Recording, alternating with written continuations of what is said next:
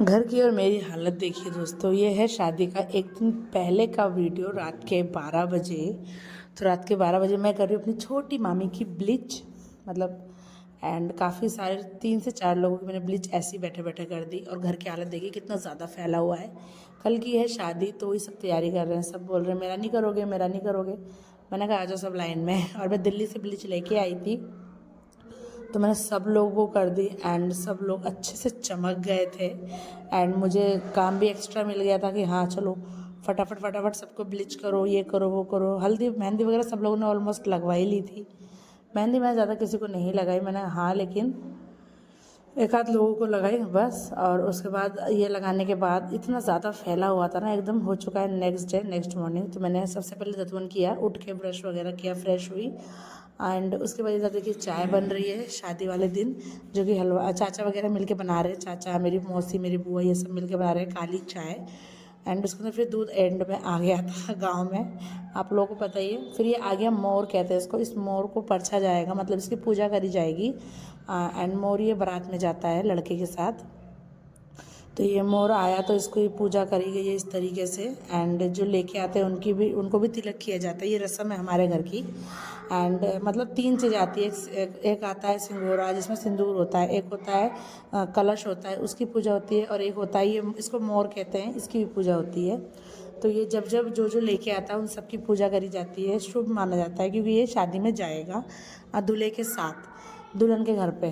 तो इसको कहते हैं मोर। तो ये फिर इसको हम लेके जा रहे हैं देवता जी के स्थान पे, तो सबकी पूजा करते हैं। उसके बाद इन सबको देवता स्थान पे ले जाके मतलब रखते हैं, मतलब शुद्ध होने के लिए, या मतलब जो भी कह दो आप कि हाँ कोई अच्छा काम करते हैं तो भगवान के आगे प्रणाम करते हैं, कुछ ऐसे ही। और मम्मी रेडी है कथा सुनने के लिए। तो ये देखिए ये फिर सहरा आया था तो सहरा को भी हम लेके गए, और फिर सहरे को भी हम लेके आए इसी तरीके से। तो यहाँ पर सारी लेडीज आके जो मतलब हमारे देवता हैं घर के, उनके आगे सब लोगों ने तिलक वगैरह किया उनका। एंड बहुत ही इन्जॉय किया। और यहाँ पर हो रहा है ये हो रही है पितरनौती की पूजा। पितरनौती यानी हम इसमें 5 से 7 लेडीज सुबह से भूखी रहती है, उनके लिए स्पेशल दाल की पूड़ियाँ, चावल, सॉरी खीर, ये सब बनता है। इसे कहते हैं पितरनौती। मतलब जो हमारे पितर वगैरह होते हैं, जो हमारे मतलब पूर्वज होते हैं जो नहीं रहे, उनको नौता जाता है कि हाँ आप हमारी शादी में आइए, बड़ों बड़ों को बुलाया जाता है, आशीर्वाद दीजिए। तो ये होती है वो रस्म जिसमें मतलब 5 या 7 लेडीज़ सुबह से बिना खाए पिए रहती हैं, और यही प्रसाद से पहले वो खाती हैं। तो और देवता के स्थान पे बैठ के, जहाँ पे देवता घर होता है वहाँ पे, देवघर होता है वहाँ पे। तो ये देखिए सारी ये जितनी भी लेडीज़ हैं, मम्मी के साथ 4 से 5 लेडीज़ हैं जिन्होंने मतलब वो उपवास रखा था, और ये सारी एक साथ खाएंगी। तो इसको हमारे यहाँ आ जाता है पितरनौती। आप लोग उधर भी होती है कि नहीं, आप लोग मुझे बताइएगा। हमारी जो रस्म है कुछ इस तरीके की थी, तो प्रॉपर मुझे भी नहीं पता थी, बट इस बार सारी रस्में मैंने डिटेल से जानी क्योंकि घर में ही हो रही थी, और सारी रस्मों का पार्ट में भी हो रही थी एक तरीके से। तो मुझे सारी चीज़ें पता चली थी। इस तरीके से चुन्नियाँ सारी की सारी लेडीज़ अपने सर पर रहती है, और नीचे रस्म अदा की जाती है, मतलब करी जाती है रस्म। वो सिलबट्टा होता है, उसके ऊपर कुछ कुछ किया जाता है, एग्जैक्ट नहीं पता बट कुछ इसी टाइप का होता है। तो 5 लेडीज़ उस चुन्नी के नीचे होती हैं, एंड उसके नीचे मतलब वो रस्म अदा की जाती है, मतलब इसी तरीके से किया जाता है। तो ये हो रही है पितरनौती, जो कि इसके आगे फिर वही प्रसाद सबको दिया जाएगा, बच्चे सारे जेंट्स घर के बड़े बूढ़े जितने भी होंगे सबको दिया जाएगा। लेकिन उससे पहले जो 5 लेडीज़ होंगी जिन्होंने ये व्रत रखा है, सबसे पहले उनको दिया जाएगा, एंड उसके बाद फिर सबको ये प्रसाद थोड़ा थोड़ा दिया जाएगा। एंड सबसे बुरी बात तो ये है कि मुझे प्रसाद ही नहीं मिला था। ये सोच लीजिए, अब काम वाम में मैं इतना बिजी थी कि मुझे प्रसाद ही नहीं मिला खाने के लिए। एंड ये जो वीडियो शूट कर रही है, ये भी मेरी सिस्टर थी। शादी वाला दिन था मॉर्निंग का, तब मैं आ चुकी हूँ पार्लर, 1 बज चुका है। घर में मैंने अपनी बहन सिस्टर को रेडी कर दिया है, और बाकी जो दुल्हन का सामान सारा जाएगा वो सब रेडी करके पार्लर आ गई। पार्लर में पूरा 2 घंटा वेस्ट करने के बाद, 1 से 1.5 घंटा सॉरी। एंड उसके बाद मैं इस तरीके से रेडी होके आई, और मैं जब तक आई तब तक दुल्हन आ चुका था, रेडी हो चुका था, सारे काम हो चुके थे। मैं लेट हो गई थी, इनफैक्ट मेरे भाई की जूतियाँ भी खो गई थी। मतलब इतना सर दर्द हो गया था, मैं सब कुछ सेट करके गई थी, उसके बावजूद भी मुझे कॉल पे कॉल आ रहा था कि उसकी जूती कहाँ है। अब इतनी भगदड़ थी, कुछ समझ में नहीं आया, ना मिली। आपको पता ही है जब काम होता तब कुछ नहीं मिलता। एंड मेरे हस्बैंड जी और मेरा कुछ लोग इस तरीके से था शादी में। एंड जितनी भी गांव की मेरी मतलब बहनें थी, सिस्टर थी, सब लोग शादी में कुछ इस तरीके से रेडी होकर दिख रही थी। सारी बहुत ही खूबसूरत लग रही थी, बहुत ही सुंदर लग रही थी, एकदम एलिगेंट, मतलब क्या बोलूँ, सब बहुत सुंदर लग रहे थे। ये मेरे छोटू राजकुमार मुझे देख के एकदम खुश, बहुत देर से मुझे देखा नहीं था, कम से कम 1 से 2 घंटे हो गए थे, और मुझे देख के एकदम मतलब पहचान ही नहीं रहा था कि मम्मी है। फिर मुझे बहुत सारी उसने किस्सियाँ दी कि मम्मी है ऐसा करके।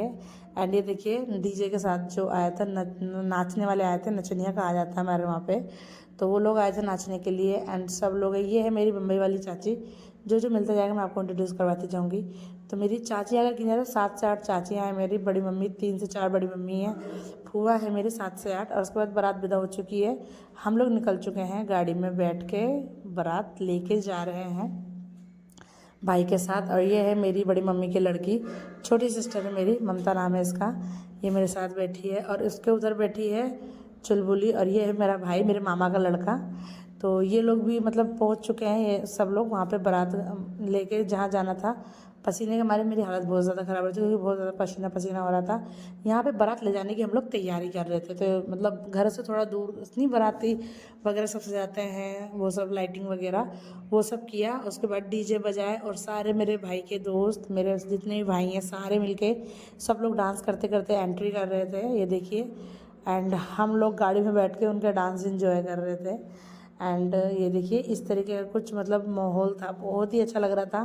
मतलब ऐसा लग रहा था कि लाइटिंग ही लाइटिंग है और कुछ भी नहीं है। एंड ये देखिए हस्बैंड जी यहाँ पे खड़े हैं, एंड ये भी डांस कर रहे थे। काफ़ी सारे लोग थे जो डांस कर रहे थे। आयुष, आशो और इनका ड्रेस कोड एक जैसा था। लाइटिंग के बाद हम कुछ इस तरीके से लग रहे थे, रंग बिरंगे टाइप के गर्मी के मारे सबकी हालत ख़राब थी, गाड़ी के अंदर बहुत ज़्यादा गर्मी लग रही थी, मगर उतर नहीं रहे थे। हमने कहा चलो वहीं जाके दरवाजे पे ही हम लोग उतरेंगे। तो इसके आगे का ब्लॉग आप लोगों के साथ मैं शायद शेयर करूँगी, आप लोग देखना मत भूलिएगा। अब आप लोगों के साथ सारे ब्लॉग शेयर होंगे, तो प्लीज़ वीडियो को एंड तक के सारे ब्लॉग देखिएगा। एंड आप लोगों का अपना ओपिनियन मेरे साथ शेयर कीजिएगा। मेरे घर की शादी है, बट मैं फिर भी ज़्यादा शूट नहीं कर पाई, क्योंकि मैं काम में इतनी बिजी, जितना मैं कर पा रही थी उतना मैंने किया, कोशिश मैंने पूरी की, बट हाँ इतना ही हो पाया अनफॉर्चुनेटली। तो बस यही, thanks for watching, bye bye. मिलते हैं आप लोगों से नेक्स्ट ब्लॉग में। लाइटिंग कितनी सुंदर है ना? कमेंट में यस कर दीजिएगा, ओके। चलिए मिलते हैं आप लोगों से नेक्स्ट व्लॉग में, दूसरे वाले व्लॉग जिसमें कि शादी वगैरह सब कुछ दिखाऊंगी मैं आप लोगों को, और अपनी होने वाली भाभी से मिलवाऊंगी। Bye bye.